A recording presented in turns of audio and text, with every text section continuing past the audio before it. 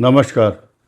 कन्या राशि के सभी दर्शकों का बहुत बहुत स्वागत। और आज एक विशेष चर्चा, बहुत इम्पोर्टेंट चर्चा और हेल्दी डिस्कशन कन्या राशि पर होगा। ये वीडियो उत्तरा फाल्गुनी, हस्त और चित्रा नक्षत्र के लिए होने वाला है, जिनकी कन्या राशि है।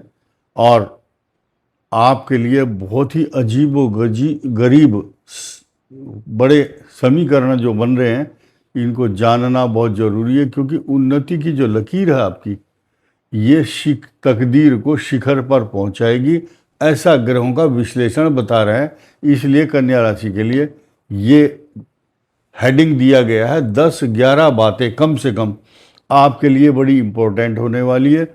और बुध, सूर्य, शनि और आपके लगन के स्वामी का जो अभी ट्रांजिट हो रहा है, ये बहुत बड़ा आपके लिए अपॉर्चुनिटी लेकर आ रहा है। और इतना ही नहीं, अभी पिछले दिनों हमने बहुत बड़ी बात कही थी, उसका इम्प्लीमेंट अब होगा।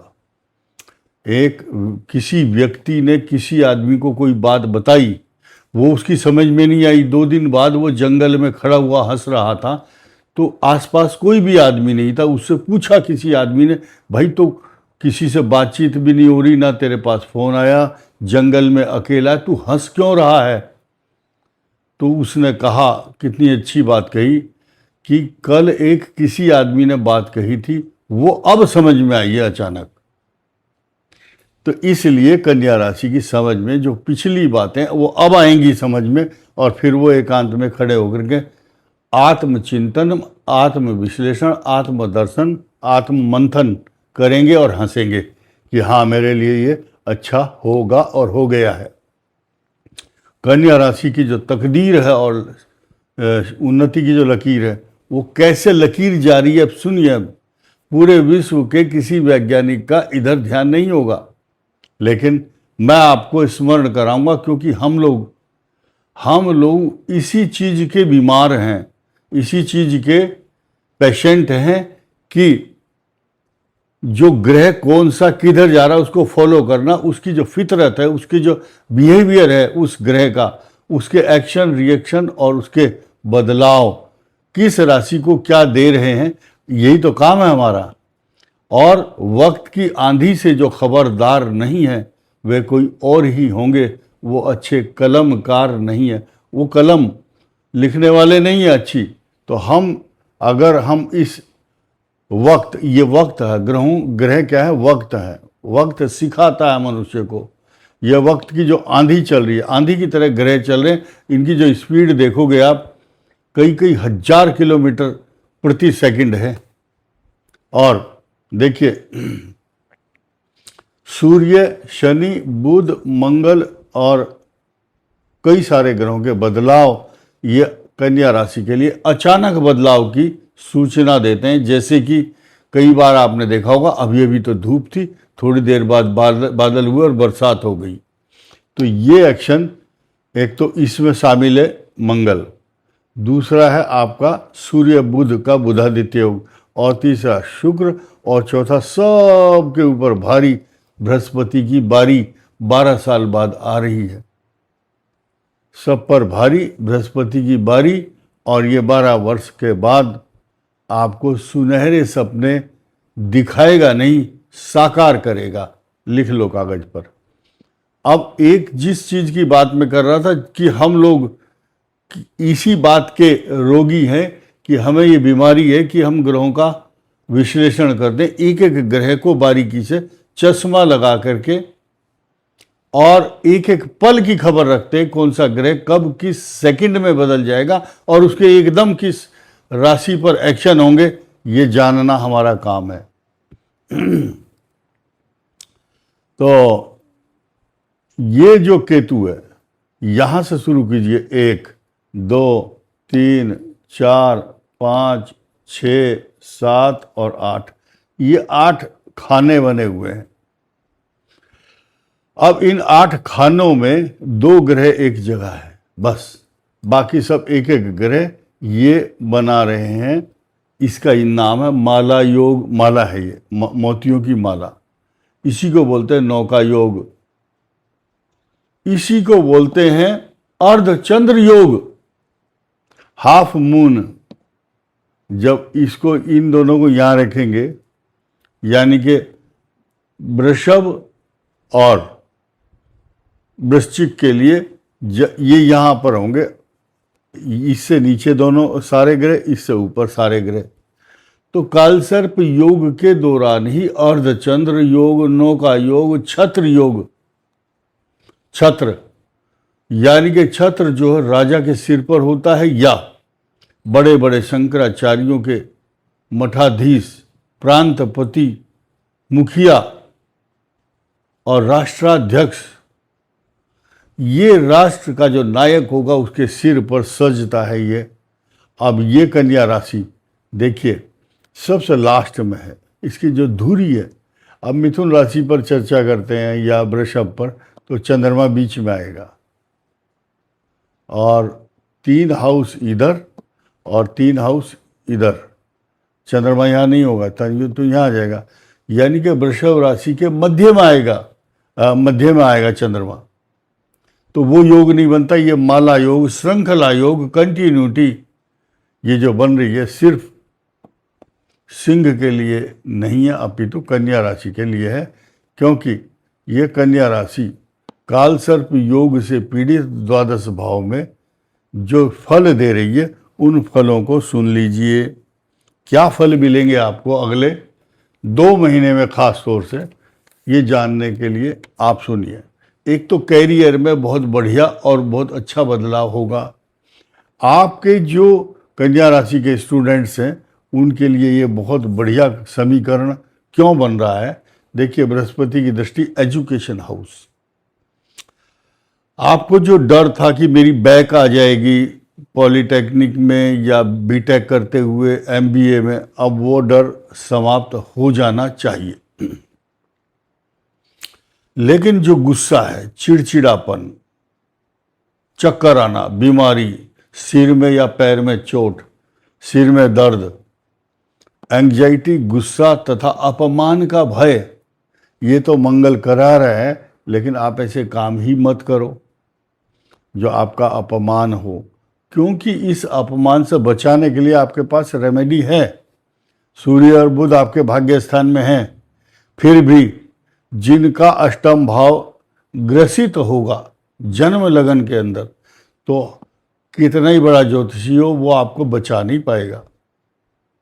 हमारी कोई वो नहीं है ताकत जो हम ऐसे ही बोल दें कि तू बच जाएगा, ऐसा नहीं है। बचाने वाला ग्रह जो है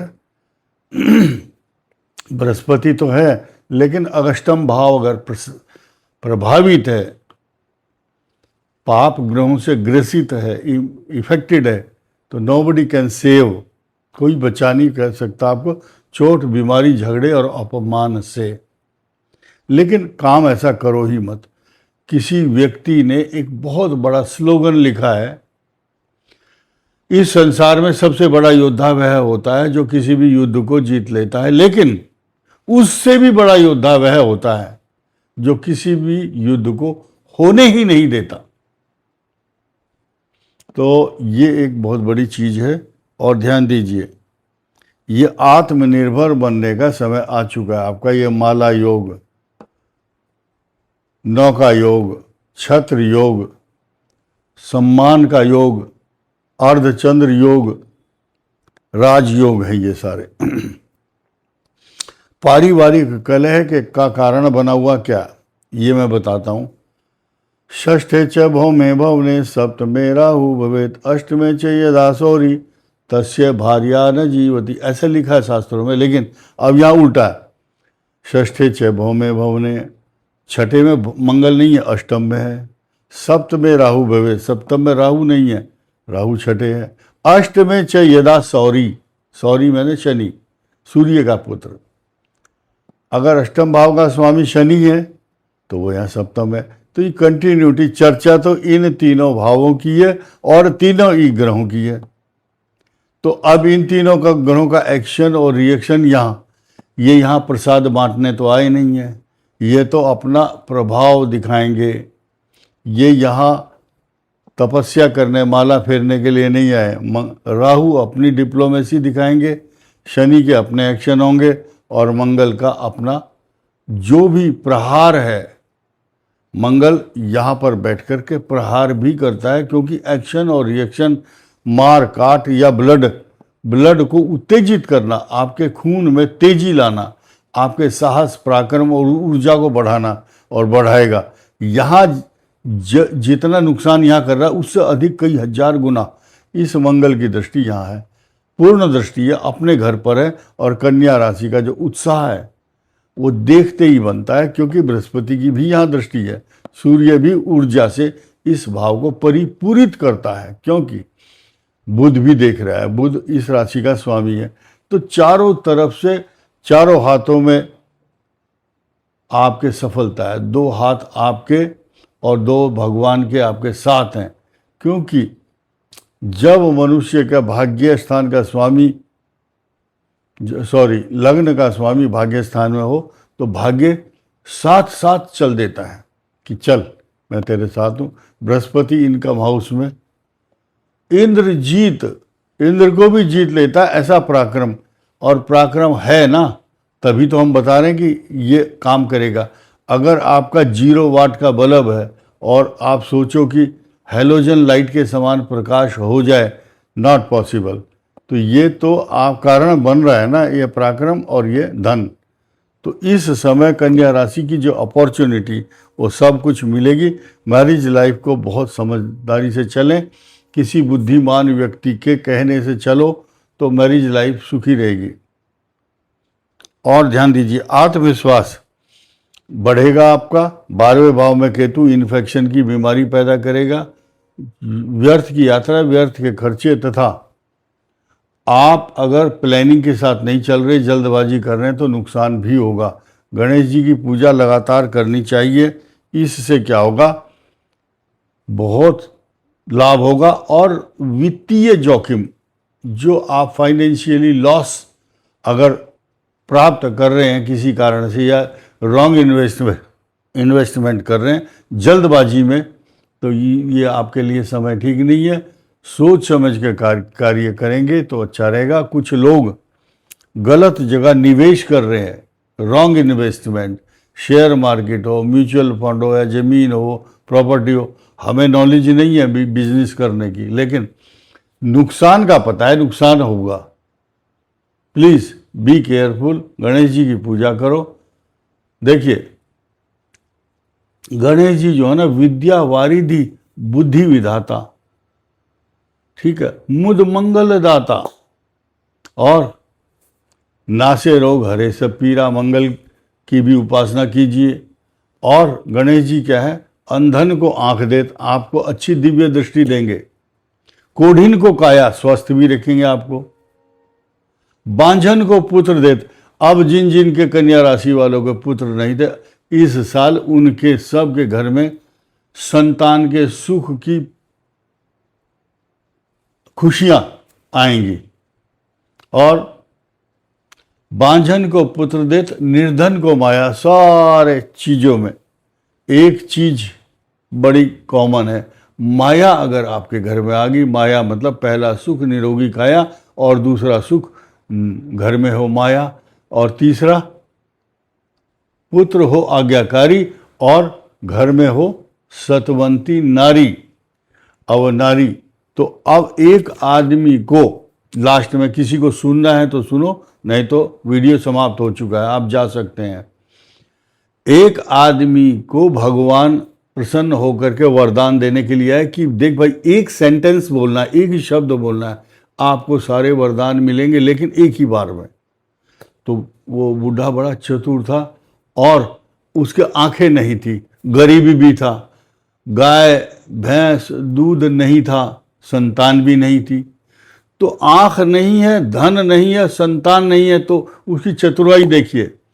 उसने भगवान से मांगा कि मैं सोने के कटोरे में अपने पोते को, मतलब ग्रैंडसन को, दूध पीते हुए अपनी आंखों से देख लूं। आंख भी मांग ली, सोना भी मांग लिया, तो पोता मांगा। पोते का मतलब ये, पोता मांग लिया तो पुत्र तो होगा ही, तभी तो पोता होगा, ग्रैंडसन। तो एक ही सेंटेंस में चतुराई से सब कुछ मांग लिया। वही चतुराई, उसी प्रकार की चतुराई बृहस्पति अब इस कन्या राशि को देने वाले हैं। इस वीडियो में इतना ही। धन्यवाद, नमस्कार।